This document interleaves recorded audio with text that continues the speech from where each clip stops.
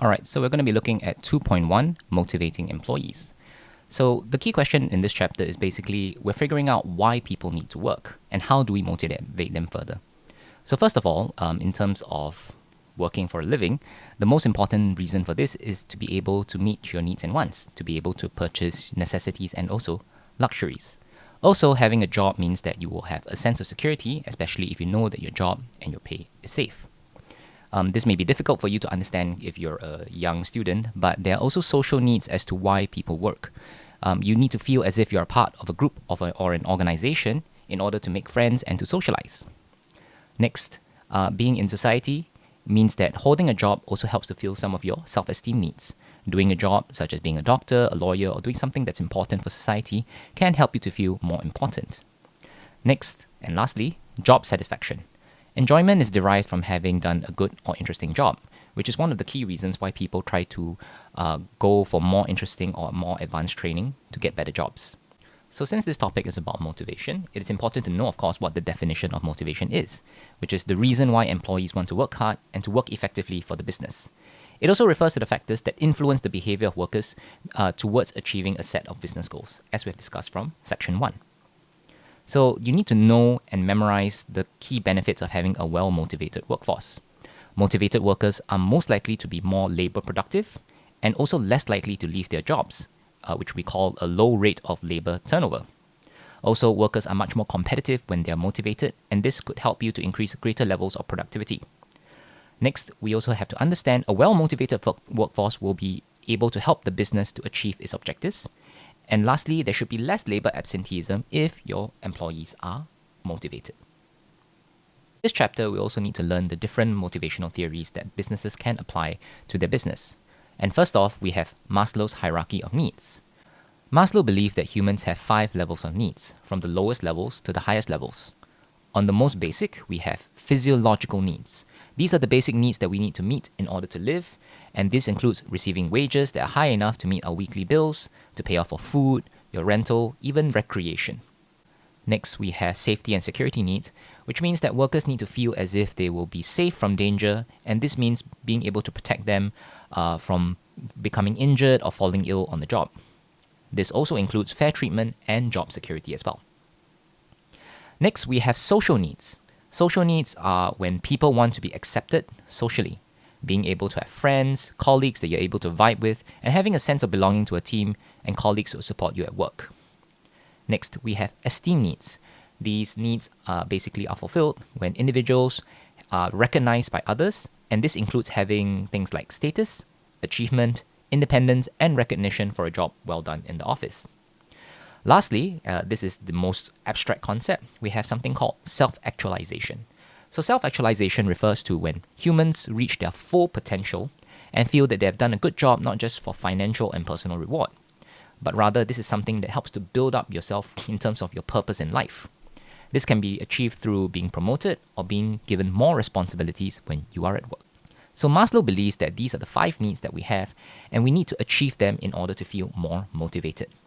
According to Maslow, all humans start at the lowest level of needs, and once they are satisfied the first level, which is physiological needs, then they will start paying attention to the different levels of needs and will move up and up and up. So businesses have begun to realize that if employees are going to be motivated to work effectively, then they need to be at the higher levels of hierarchy. So each level of the hierarchy needs to be completed in order to move on to the next stage. Of course, the key limitation of this concept is it is quite difficult to gauge and identify how much of each need has been met. While money may be able to sustain your basic needs, not everyone may have the same needs as those listed in Maslow's hierarchy. The next motivational theory that you need to know is by F.W. Taylor. So based on his ideas, it is his assumption that all individuals are motivated by personal gain. Thus, if we pay a worker more, they are more likely to be motivated to work effectively. Taylor believes that workers are motivated by money alone, and sometimes this is known as the theory of the economic man.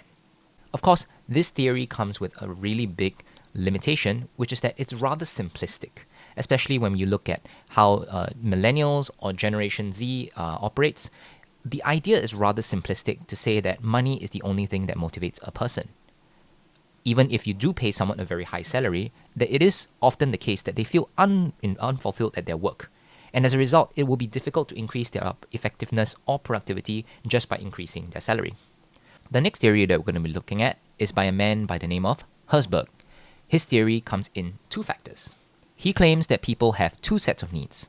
They are called hygiene needs or motivational needs.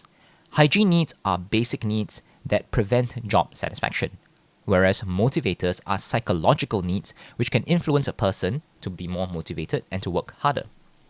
So he gave a list of different hygiene factors at the workplace, which include status, security, work condition, company policies and administration, the relationships that you have with your supervisor or subordinates, and lastly, salary. So motivators at work include achievement, recognition, personal growth and development, advancements, promotions, and even the work that you're doing itself. Motivators are things that help to push employees to raise their productivity and effectiveness, and these are the things that companies should be looking at to promote in the company if they're trying to motivate their workers.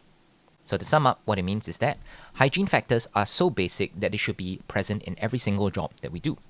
Motivators are things that companies should try to put into place in order to raise the employees' productivity.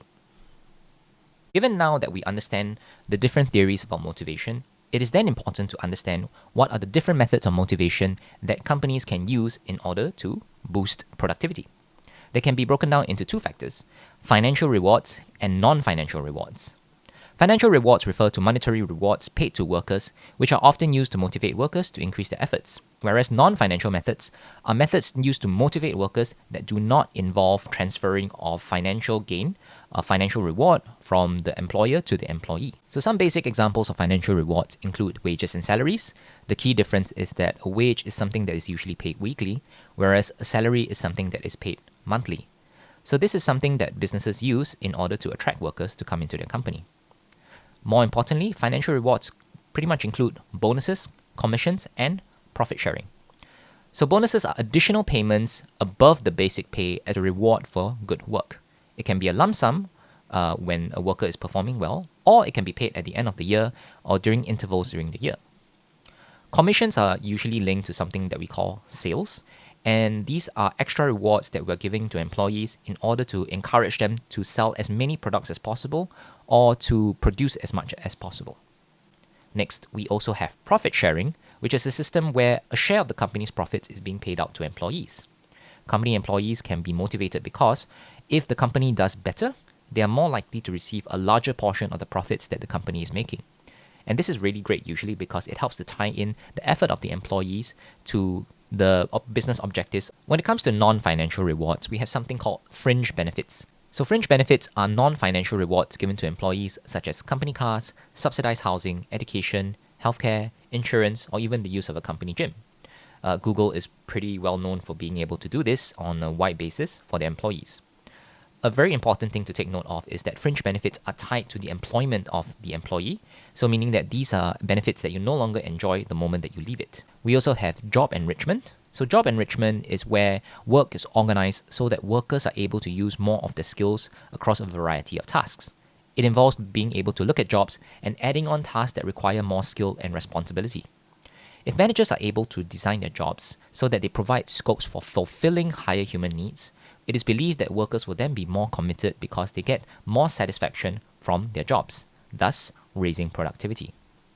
Job rotation involves workers swapping around and doing different tasks after a period of time and then changing again. This helps to increase the variety of the work itself and reduces boredom.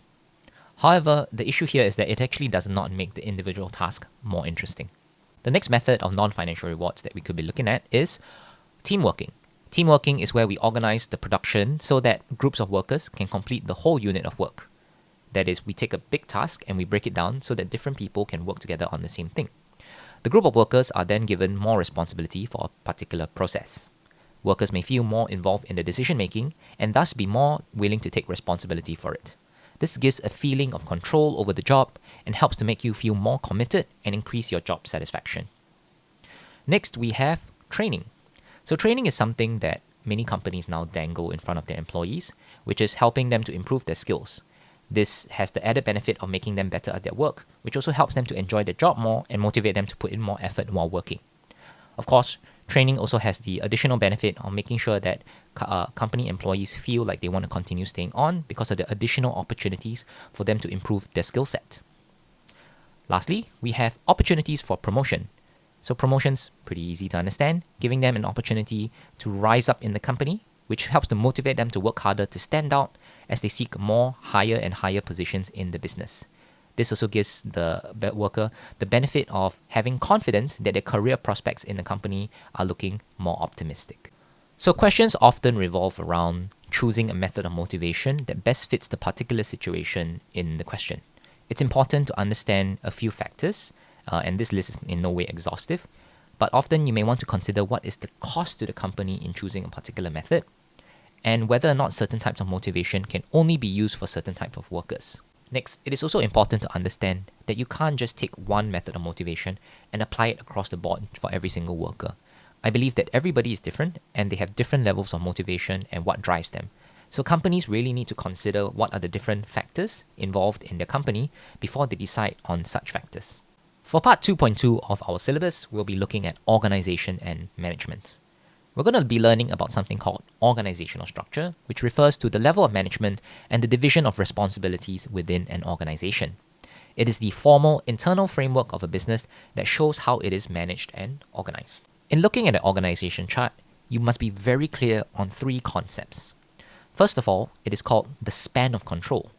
The span of control refers to the number of subordinates that are reporting to each supervisor and manager. There are a number of factors that can affect the size of the span of control, such as the difficulty of the task, the experience and skills of the workers, the size of the business, and also the levels of hierarchy.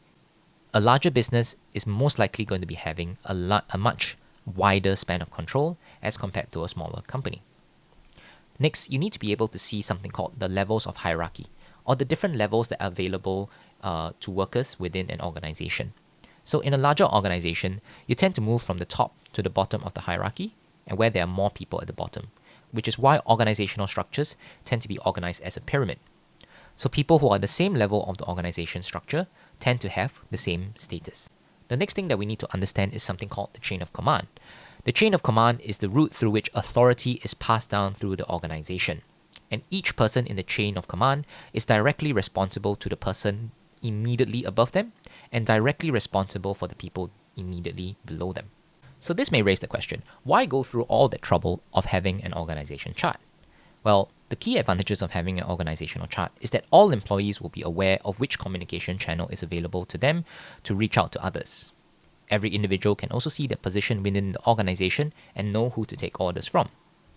It also shows the link and relationships between different departments within the organization, and hopefully gives them a sense of belonging because they're all part of the same structure. In deciding how to organize your business, it is also important to consider whether or not you wish to have wider spans of control or whether or not you wish to have a narrower span of control. Each of them have their own advantages and disadvantages. So the key advantage of a wider span of control is that it is less expensive because you have fewer managers controlling the same number of people. As a result, this usually leads to less supervision being needed in order to improve motivation, and it also promotes faster communication. Of course, the key disadvantage of having a wider span of control is that it also reduces the opportunities of managers, meaning that because there are now fewer positions of management available for you, it could be more difficult for you to climb up the ladder. Also, this means that you have less control over subordinates' work because you have many more people under you. And lastly, even though it does ensure that faster communication happens, effective communication may be more difficult because of the number of people that you need to communicate with. As you can see, the advantages of a narrow span of control is pretty much the exact opposite of a wider span of control, where effective communication is easier, there's more control over workers, and also more opportunities for them to move into managerial positions within the company. Of course, this comes at the expense of higher costs because more managers need to be hired, and more supervision may result in a reduced workers' motivation because they feel that there will be somebody micromanaging them. When it comes to a chain of command, typically it will be more advantageous for your company to have it shorter because communication can be quicker and more accurate moving down the different levels. Top managers are also less likely to be remote from the lower levels of hierarchy, meaning that there won't be so many layers between them, and generally the span of control will also be wider. Now, should your company decide that it needs to remove different layers of the hierarchy, this is a process called delayering, which is reducing the size of the hierarchy by removing one or more levels, most often starting in the middle with middle management. This then helps to reduce the chain of command and widens the span of control. The next thing we need to look at is the role of management. Now, management itself doesn't usually get into the daily grind of doing things, but instead, they have different set of responsibilities from your everyday worker. So first of all, this means that they need to be more involved with planning, which involves setting of aims or targets, which gives the business a greater sense of direction and purpose. In addition to the goals, managers will also need to plan for what sort of resources will be needed in the future, which is an indication of where the business wants to be. The next thing that they need to do is to know how to organize. So a manager's responsibility is to organize people and resources as efficiently as possible to perform the task in the best way possible. Next up, we have coordinating, which means bringing together different factors, and it involves making sure that the different parts of the businesses are working together in order to achieve the plans originally set by management. Next, this is something that many people don't like, but it is a very crucial role of what a manager does, and that is commanding, making sure that all supervisors and workers are following and adhering to their targets and guidelines. This is essentially the supervision of subordinates, and managers should guide and advise the subordinates about how to get the work done efficiently. Lastly, we have controlling. Controlling is about making sure that individuals and groups are doing the work that will help them to reach the original target. So managers will need to find out if the target has been met, and if it hasn't, what exactly can be adjusted to help the company achieve the original target. Now, in just about anything in life, it is impossible for one person to do every single thing. This is because there could be too many things or the task is too huge. As such, managers may rely on something called delegation, which means giving the subordinate the authority to perform particular tasks. So the importance of delegation is that, as mentioned before, managers cannot be everywhere and with everyone at once. So this will allow them to focus on more complex tasks when they delegate out their own tasks.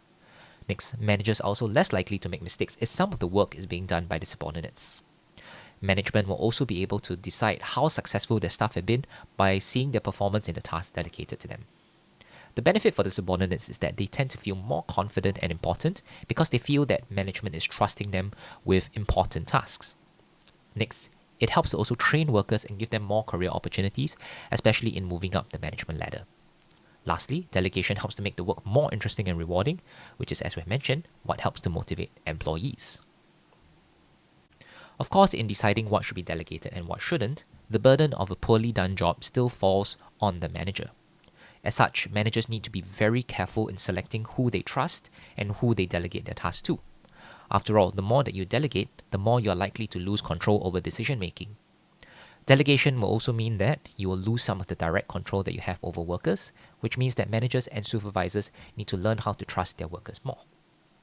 Next, we have leadership styles. Now, in every company and every manager has a different kind of leadership style which they like to adopt. And these are dependent on what sort of business objective that you have, or what sort of impact are you trying to have on the business. First of all, we have something called autocratic leadership. So the autocratic leadership style is where the manager expects to be fully in charge of the business and their orders are to be followed exactly to the point. They are separated from other employees and make all decisions themselves and are also unlikely to share information. Communication is what we call top-down, and employees have very little say over what is being decided. Now, this is not to say that autocratic leadership is negative. Autocratic leadership does have its benefits, especially in time of a crisis. However, if it is used in the long run or primarily as the only source of leadership style, it is likely that the motivation of your workers will be low. Democratic leadership style is where employees are involved in the decision-making process and information and plans for the future will be openly discussed. This means that there is more two-way communication between managers and employees, and it can go both top-down or bottom-up. Motivation of workers in such systems tend to be much higher.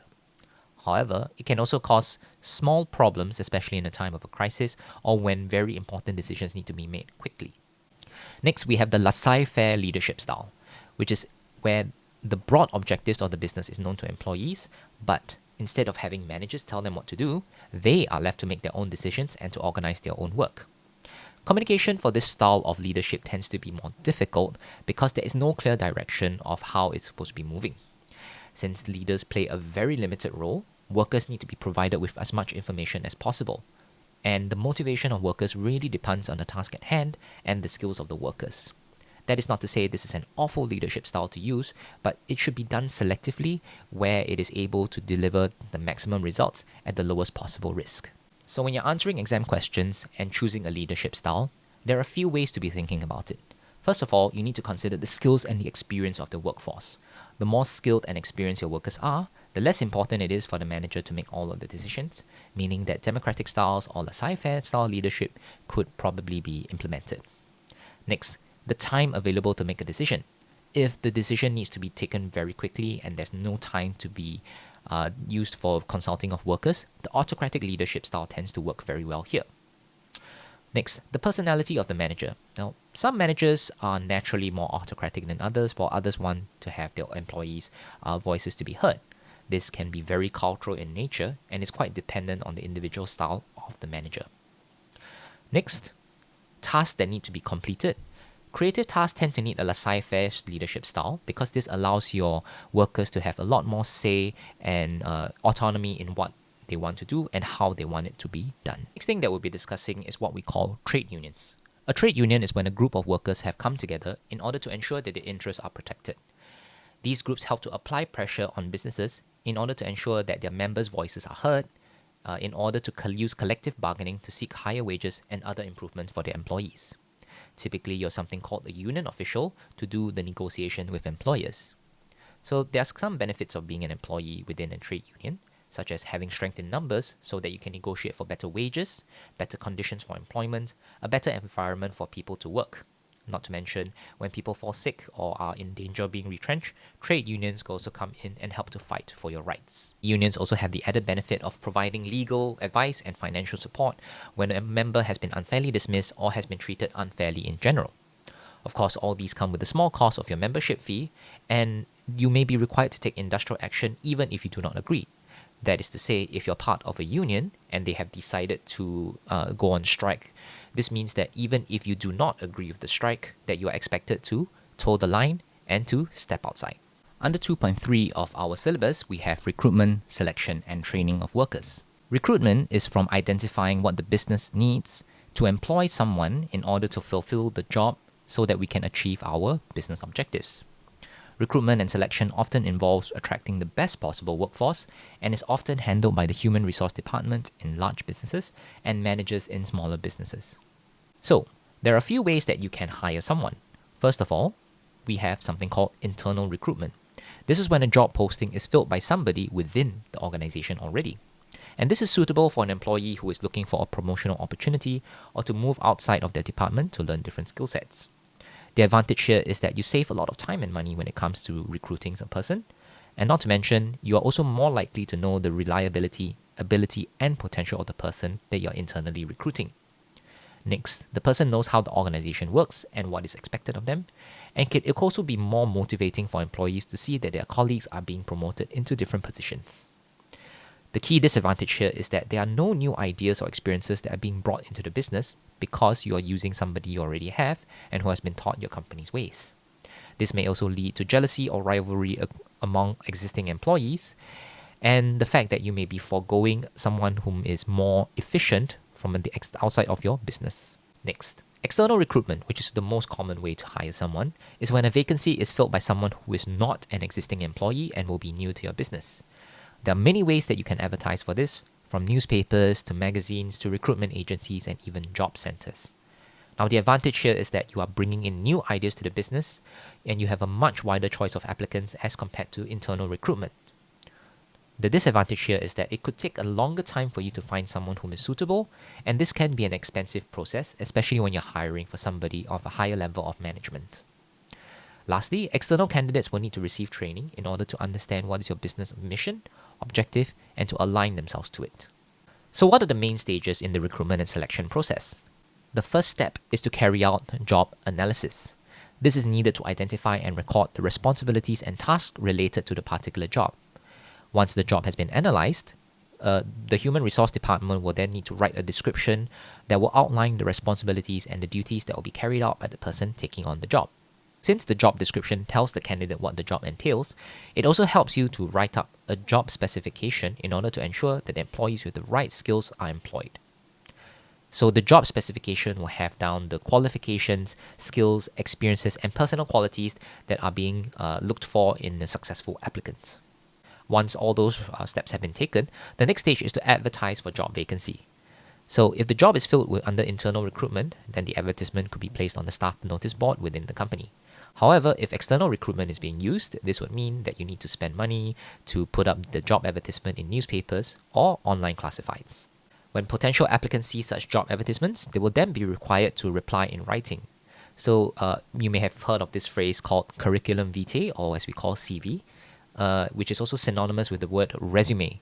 So a resume is a summary of what are your qualifications, your experiences, and your qualities.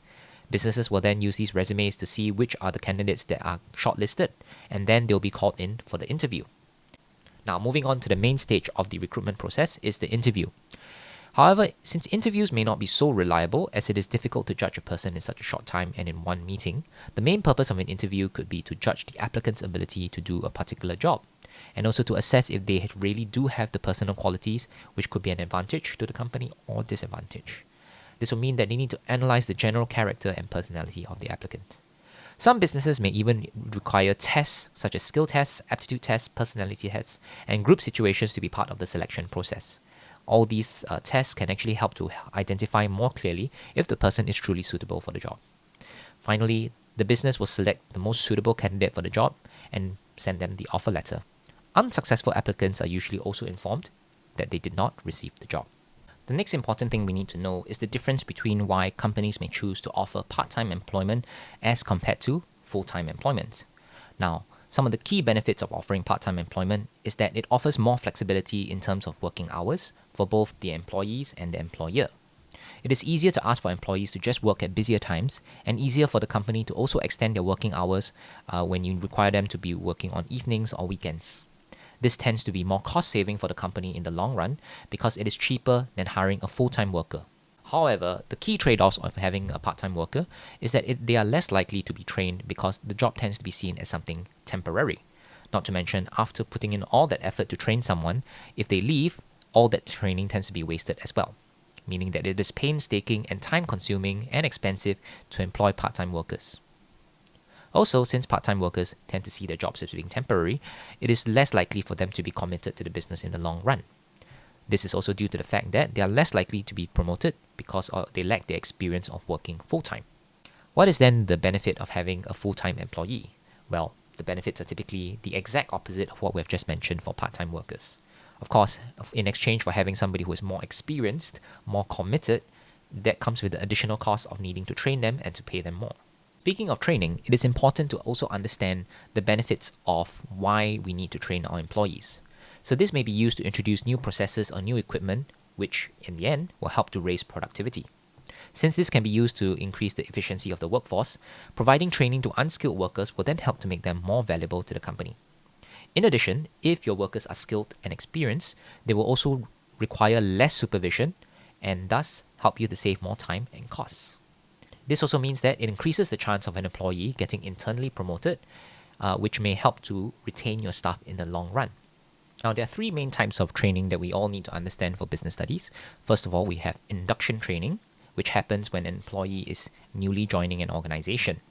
This is where the business will help to explain the firm's activities, customs, and procedures before introducing them to fellow workers. The key advantage here is that it helps you to settle in much quickly. It may be a legal requirement to give health and safety training to new workers and help workers to get used to the organizational structure more quickly. This will then have the added benefit of making sure that they will make less mistakes. The problem with this, of course, is, as with any training, it can be time consuming, and even though you are only going through induction training, it still means that wages need to be paid even though you're not necessarily doing anything to produce something for the company.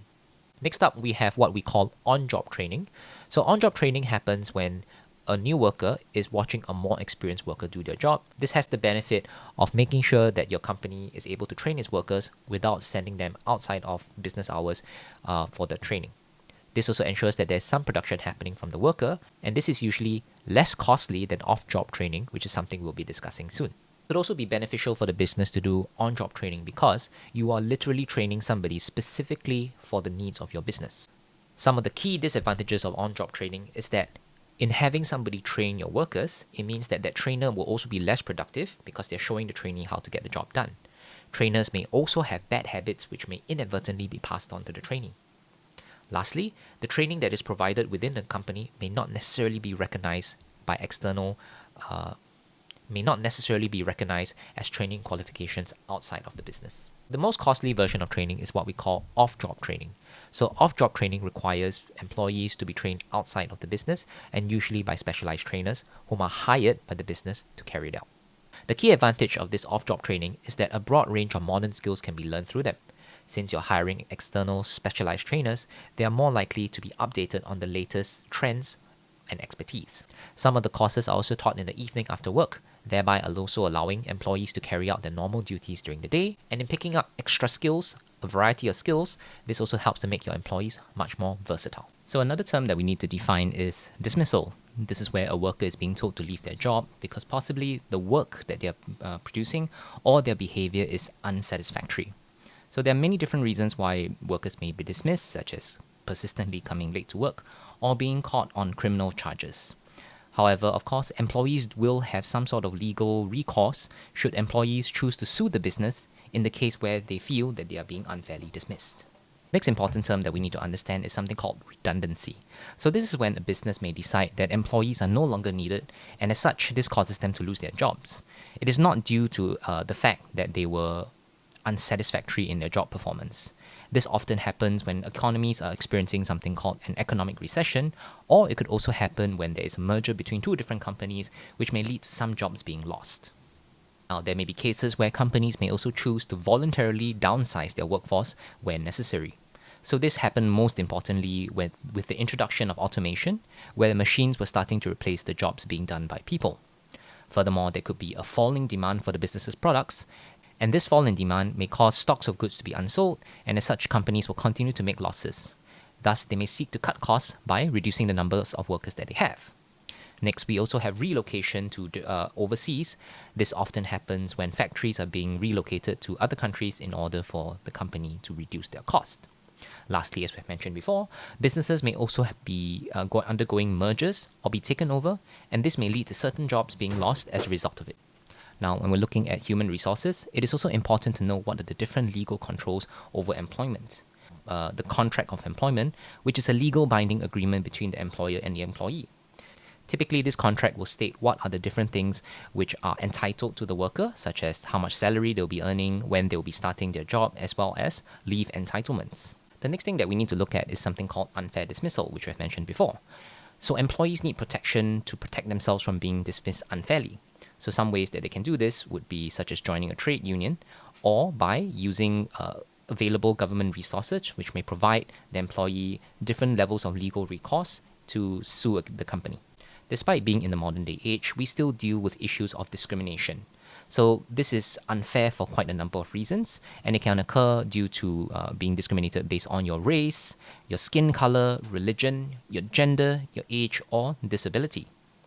So when it comes to discrimination, the key risk for businesses is that they may risk losing out on highly talented workers as a result of this discrimination.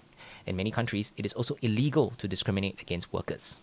In terms of legalities, there are also health and safety laws that will be in place. So workplaces can vary in terms of how dangerous they are, but especially when you're handling very large and dangerous machinery, this could cause risk to you. So health and safety laws are put in place to protect workers, even though this may actually increase business costs. So there are laws that could protect workers from dangerous machinery, mandate necessary safety equipment and clothing for them, maintaining reasonable workplace temperatures, or providing hygienic conditions and washing facilities, as well as having breaks in their timetable.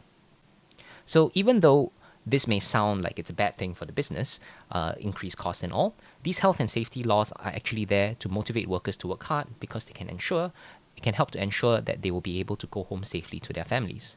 Also, it would help to protect the company from expensive legal costs should any accidents happen, and thus the company can also protect itself if it has already put everything in place. And even if there are business costs related to it, of course, health and safety laws should also be an ethical decision that companies take. So this means that even though the law may not mandate something, businesses should also ensure that they take necessary steps to protect their workers from health and safety violations. Lastly, when it comes to legalities, we have something called the legal minimum wage. So the legal minimum wage is the minimum wage an employee must receive for every hour of work. The key advantage here is that it prevents employers from exploiting unskilled workers and encourages unskilled workers to work harder and be more productive. Furthermore, this also has the added side effect of encouraging more people to seek out work, which can help to overcome shortage of workers. Lastly, low-paid workers will be able to spend more and more likely be able to increase their standard of living. Of course, key disadvantages for us as a business would be increased costs, and some employers may not be able to afford these wages. As such, they may actually choose to make workers redundant instead.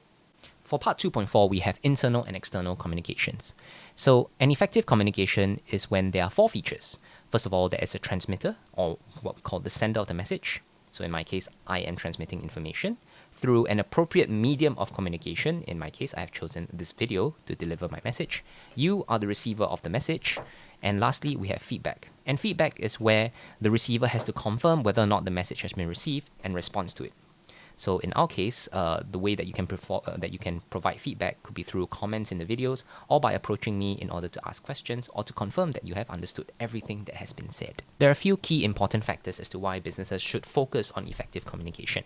First of all, it reduces the amount of mistakes that could be made. It helps to enable faster decision making. It also ensures that there will be quicker responses between different departments. It helps to improve the motivation of workers because they can feel as if their voices are being heard. And lastly, we also are able to improve our relationships with our customers because they can feel as if their feedback is being taken into account. So within our syllabus, we also need to understand that there's something called internal communication and external communication. Internal communication happens within the company when employers communicate with each other, and this can include colleagues, subordinates, and managers. External communication refers to when a business organization is communicating with other organizations outside of their business or with customers.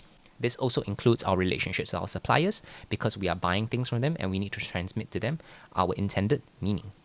When studying effective communication, it's also important to understand what are the different mediums of communication that we can have. Easily, we can look at verbal communication methods. These can include one-to-one talks, telephone conversations, video conferencing, meetings, and team briefings.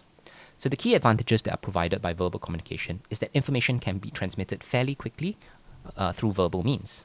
Furthermore, when it's face-to-face, we also have the opportunity for immediate feedback and two-way communication, meaning that the transmitter of the message and the receiver of the message can help each other to understand each other. The message is further reinforced because when we look at the speaker, like in my case, body language and facial expressions are also used to effectively put across your message. Of course, the key disadvantages that we're looking at here is that in a big meeting, it can be very difficult to tell whether or not everybody is listening or has understood the message. And typically, the key problem with a verbal communication is that when you need accurate and permanent records of the message, the verbal method is rather inappropriate. So written communication can also include those that use information technology. So typically, written communication need not necessarily mean that something is being written by hand, but it can also refer to business letters, memos, official reports, notices pinned on boards, faxes, text messages, email, and social networking sites because they allow people to communicate with one another and transmit information. Due to how information technology has revolutionized communication in recent years, this is becoming more and more common, especially for customers to interact with businesses. So one of the biggest advantages of having written communication is that you will continue to have hard evidence that the communication has happened. This could help to reduce disagreements and also work out misunderstandings. It is also essential for certain messages involving complicated details to be written down because they can be referred to over and over again.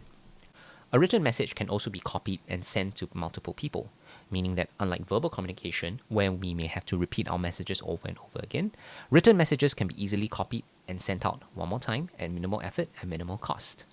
Electronic communication is now also becoming a quick and cheap way to reach a large number of people. Of course, the key disadvantages that we have here would be that direct feedback is difficult when it comes with written communication. By its default form, it is one way, which makes two-way communication very difficult. It is also not easy for us to check that it has been received and acted upon. Next, as we've mentioned in verbal communication methods, Body language, we tend to use facial expressions to hammer in some of our meaning. This unfortunately will be lost when we are using written communication. Next up, we have visual communication methods, and these methods include films, videos, and Microsoft PowerPoint displays, which can be used to train new staff or to inform salespeople about products. Posters, charts, diagrams, photographs, and cartoons also add a variety of ways that we can communicate with people. So the key advantage here is that visual communication tends to be a more appealing and attractive way to put across your meaning. It can also help to make written messages clearer by adding charts or diagrams which may help to illustrate your point. However, as with written communication, there is no way to really have feedback, and the sender of the message may be required to use other forms of communication to check that the information has been understood. Lastly, charts and graphs may be kind of difficult for people to interpret, and the overall message might not be understood, thereby causing it to be ineffective communication. Typically, when you're looking at the kind of communication method to recommend, it is important to consider quite a number of factors. So first of all, we have speed. You need to think about whether or not it is important that the information is transferred really quickly, whether or not we are willing to take appropriate cost to communicate the message effectively, how detailed the message needs to be, the leadership style that is being used by the company, the receiver of the message, the importance or need for a written record, and how important is it to receive feedback. So typically, these are factors that require you to read very closely into the case in order to decide which is the appropriate method to apply in that scenario. And rounding up this section on communication, we need to look at communication barriers. So communication barriers are factors that stop effective communication methods, and these are some of the things that we must consider when trying to transmit our intended meaning to the receiver. So, there could be problems with the sender, such as the language that is being used in the communication is too difficult, the usage of technical terms, when the speaker is speaking too quickly in a way that it makes it difficult to understand what the message is, and whether or not the message is too long and too far in detail to prevent the main points from being understood. Now, there are some ways to try and reduce this, and typically it involves the usage of common sense, such as how you need to ensure that you are modeling your language to the intended recipient in a way that is understandable for them. Senders should also ensure that the message is as clear as possible in order to use feedback to ensure that the message is being understood. Lastly, the message should be as brief as possible without going too far into details, which can possibly confuse the receiver. Could also be problems caused when the wrong medium of communication is being used. This may cause the message to be lost, or the wrong channel is being used so that no feedback is being received. And if the message is being sent down a long chain of command, the original meaning of the message may be lost. It is then important to know how then can we overcome this or reduce the risk of it happening. This could be overcome by insisting on receiving feedback, selecting the appropriate channel for each message being sent, and ensuring that the shortest possible channel should be used in order to avoid misunderstanding. Next, there could also be problems with the receiver, such as, people not listening or really paying attention to the message, or that the receiver may not like or trust the sender and may be unwilling to act on the message. This has to be overcome by emphasizing the importance of the message or by finding ways to enhance trust between the two. There are also issues that may come with feedback, such as the lack of it, or by when feedback is being received too slowly in a distorted manner. This can be overcome by ensuring that feedback is specifically asked for by the sender, and also by having direct lines of communication between subordinates and managers. This can then promote and motivate them to use them to provide feedback. Now, what are some dangers of having communication barriers? Well, to a company, the task may not be completed, the reputation of the business may be damaged as a result of miscommunication, the overall morale and motivation of workers may fall if they feel that their voices are not being heard. This could also lead to some unfortunate side effects to the company, such as higher risk of accidents, poor sales, and a difficulty in recruiting and selecting new people.